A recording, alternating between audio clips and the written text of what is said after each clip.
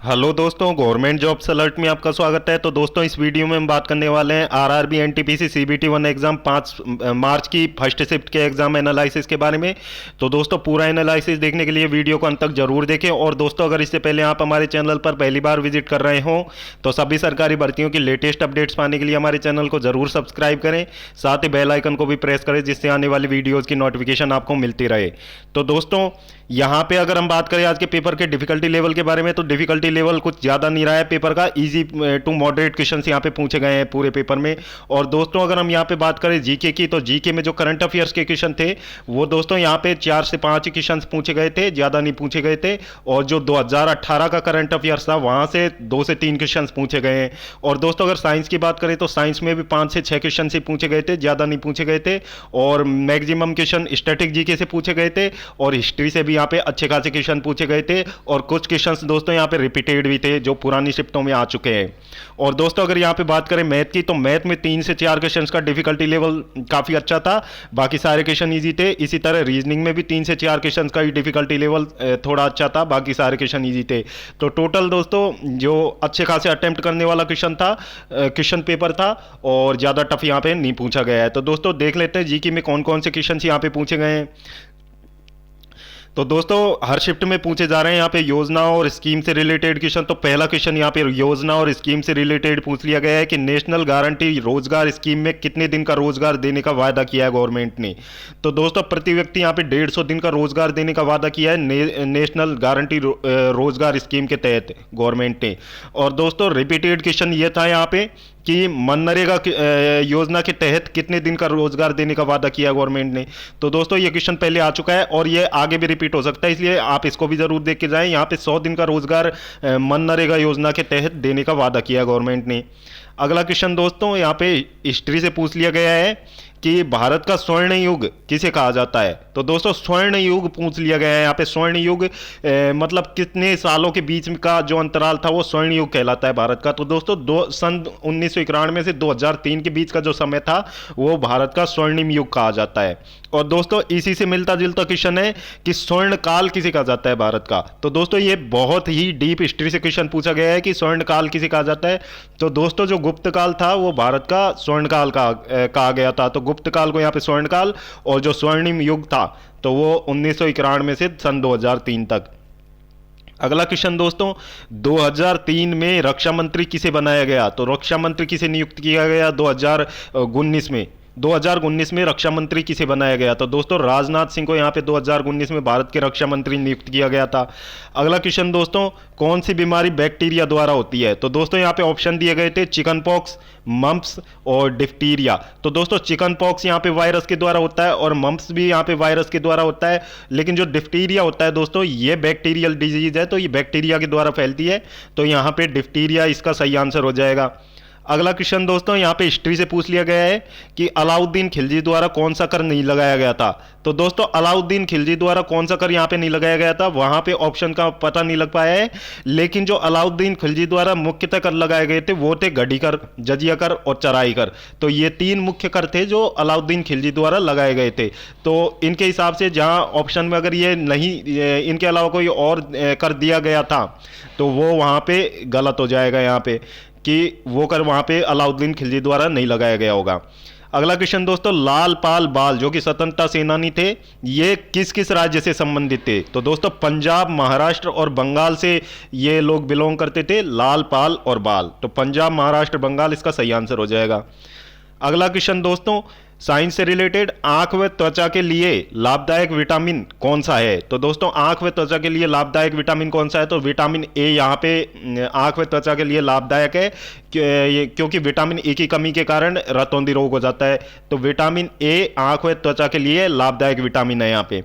अगला क्वेश्चन दोस्तों, स्वयं का भोजन स्वयं बनाने वाले जीव, स्वयं का भोजन स्वयं बनाने वाले जीवों को क्या कहा जाता है। तो दोस्तों, स्वयपोषी कहा जाता है। और जो दोस्तों दूसरे के ऊपर डिपेंड रहते हैं जो जीव अपने भोजन के लिए, तो उन्हें परजीवी कहा जाता है। तो स्वयपोषी और परजीवी, यहाँ पे परजीवी का भी पूछा जा सकता था, लेकिन यहाँ पे स्वयपोषी का पूछा गया है। परजीवी का पूछे तो जो मतलब जो जीव अपने भोजन के लिए दूसरों पर निर्भर करते हैं उन्हें परजीवी कहा जाता है। अगला क्वेश्चन दोस्तों, मीनाक्षी मंदिर कहाँ पे स्थित है? तो दोस्तों तमिलनाडु राज्य में मीनाक्षी मंदिर स्थित है। अगला क्वेश्चन दोस्तों, करंट का क्वेश्चन था, सन 2019 के करंट से पूछा गया है कि 2019 लोकसभा चुनाव में सबसे युवा सांसद कौन थे? सबसे युवा सांसद जो कि 2019 लोकसभा चुनाव में विजेता हुए थे तो कौन थे? तो दोस्तों चंद्रानी मुर्मू ओडिशा राज्य के ये निवासी थे, जो कि सबसे कम उम्र के लोकसभा चुनाव में सबसे कम उम्र के युवा सांसद थे, मतलब चंद्रानी मुर्मू। अगला क्वेश्चन दोस्तों, यहाँ पे योजना और स्कीम से रिलेटेड दूसरा क्वेश्चन यहाँ पे पूछ लिया गया है कि आयुष्मान भारत योजना किससे संबंधित है? तो दोस्तों रिपीटेड क्वेश्चन है, पहले पूछ लिया गया था कि आयुष्मान भारत योजना किससे संबंधित है? तो दोस्तों हेल्थ से संबंधित है आयुष्मान भारत योजना। अगला क्वेश्चन दोस्तों, प्रोग्रामेबल रीड मेमोरी का संक्षिप्त रूप क्या है? तो कंप्यूटर से ये क्वेश्चन था, प्रोग्रामेबल रीड मेमोरी का संक्षिप्त रूप पूछ लिया गया था, तो दोस्तों पी रोम इसका संक्षिप्त रूप हो जाएगा। अगला क्वेश्चन दोस्तों, इंडियन नेवी का अध्यक्ष सन 2020 तक कौन थे? तो दोस्तों इंडियन नेवी के अध्यक्ष सन 2020 तक करमवीर सिंह थे, तो करमवीर सिंह यहाँ पे सही आंसर हो जाएगा। अगला क्वेश्चन दोस्तों बहुत ही इजी क्वेश्चन था और बहुत ही कॉमन क्वेश्चन था कि स्वराज मेरा जन्मसिद्ध अधिकार है और मैं इसे लेकर रहूंगा, यह कथन किसने कहा था? तो दोस्तों बाल गंगाधर तिलक द्वारा यह कथन कहा गया था, और बहुत ही इंपॉर्टेंट क्वेश्चन है क्योंकि बहुत बार यह क्वेश्चन पूछा गया है और बहुत ही इजी भी है यह क्वेश्चन। अगला क्वेश्चन दोस्तों, मेघदूत जो नाटक था उसके रचयिता कौन थे? तो दोस्तों महाकवि कालिदास इसके रचयिता थे मेघदूत के। अगला क्वेश्चन दोस्तों, अंटार्कटिका में भारत के द्वारा स्थापित रिसर्च सेंटर कौन कौन से हैं? तो दोस्तों अंटार्कटिका में अभी तक भारत ने 3 रिसर्च सेंटर स्थापित किए हैं, और कल की सेकंड शिफ्ट में भी ये क्वेश्चन पूछ लिया गया था। तो भारत के द्वारा अंतिम रिसर्च सेंटर कौन सा था जो अंटार्कटिका में यहाँ पे स्थापित किया गया है? तो दोस्तों कल के लिए तो दक्षिण गंगोत्री यहाँ पे आंसर में था। तो दोस्तों वैसा ही क्वेश्चन आज पूछ लिया गया है, मतलब रिपीटेड क्वेश्चन है। तो भारत द्वारा 3 रिसर्च सेंटर वहाँ पे स्थापित किए गए हैं, पहला है भारती, दूसरा मैत्री और तीसरा दक्षिण गंगोत्री। तो ये 3 रिसर्च सेंटर है जो कि अंटार्कटिका में भारत के द्वारा स्थापित किए गए हैं।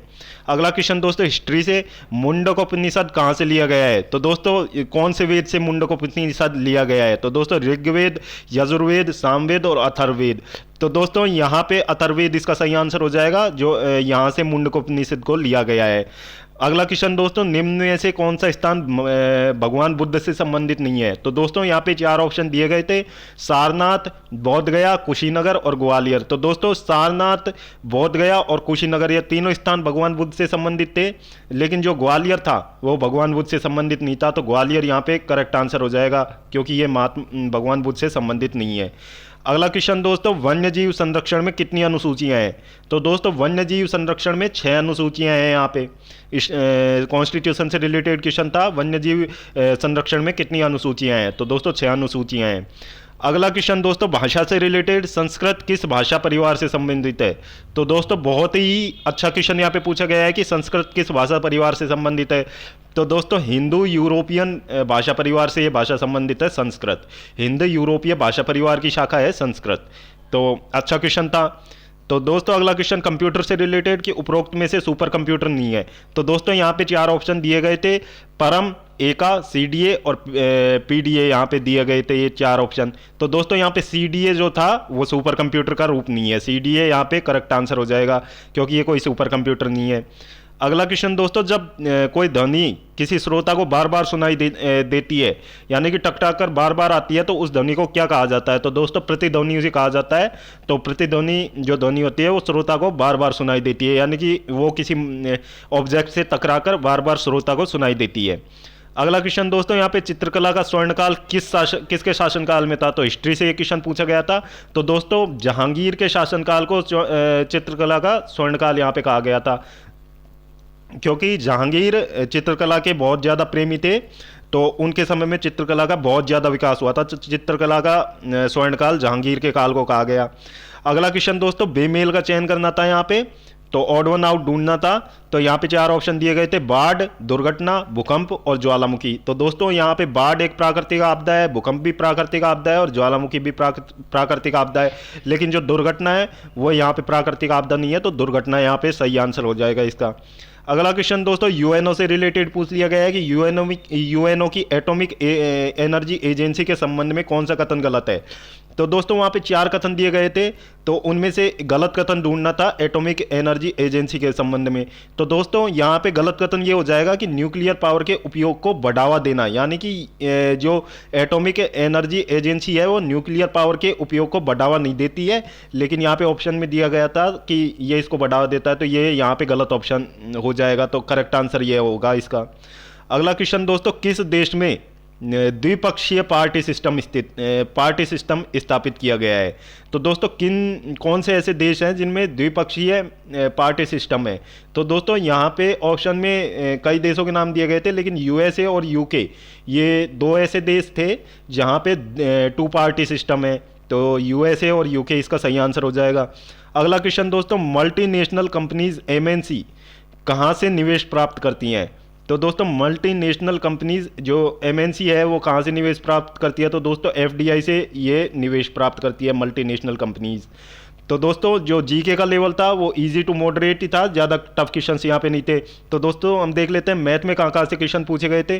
तो दोस्तों यहाँ पे ट्रिग्नोमेट्री से 2 क्वेश्चन पूछे गए थे, मेंसुरेशन से 2 क्वेश्चन पूछे गए, जियोलॉजी से 1 क्वेश्चन यहाँ पे पूछा, सॉरी ज्योमेट्री से 1 क्वेश्चन पूछा गया था, और सिंपल इंटरेस्ट कंपाउंड इंटरेस्ट से यहाँ पे 2 क्वेश्चन पूछे गए, प्रॉफिट लॉस से 1 से 2 क्वेश्चन पूछे गए थे, और टाइम एंड वर्क का यहाँ पे 1 ही क्वेश्चन पूछा गया था। स्पीड टाइम डिस्टेंस की बात करें तो स्पीड टाइम डिस्टेंस से 1 क्वेश्चन पूछा गया। मीन मीडियन मोड की बात करें तो 1 क्वेश्चन, नंबर सिस्टम थे 3 से 4 क्वेश्चन पूछे गए थे, जिनमें से 2 का लेवल यहाँ पे अच्छा था, बाकी इजी थे और क्वेश्चन। और सिंप्लीफिकेशन की बात करें तो 1 क्वेश्चन यहाँ पे, और डीआई से यहाँ पे 4 से 5 क्वेश्चन पूछे गए थे। और दोस्तों अगर हम बात करें परसेंटेज की तो परसेंटेज से 1 क्वेश्चन यहाँ पे पूछा गया था, और रेशियो से भी यहाँ पे 1 क्वेश्चन पूछा गया था। तो जो मैथ का भी डिफिकल्टी लेवल था वो इजी टू मॉडरेट था, 3 से 4 क्वेश्चन का डिफिकल्टी लेवल थोड़ा अच्छा था, बाकी सारे क्वेश्चन ईजी थे।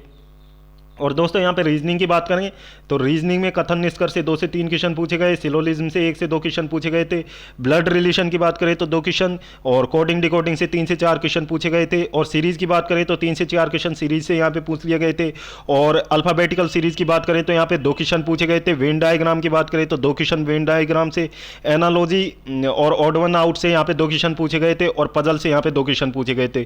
तो रीजनिंग का भी लेवल ईजी टू मॉडरेट ही था, ज़्यादा टफ क्वेश्चन यहाँ पे नहीं पूछे गए थे।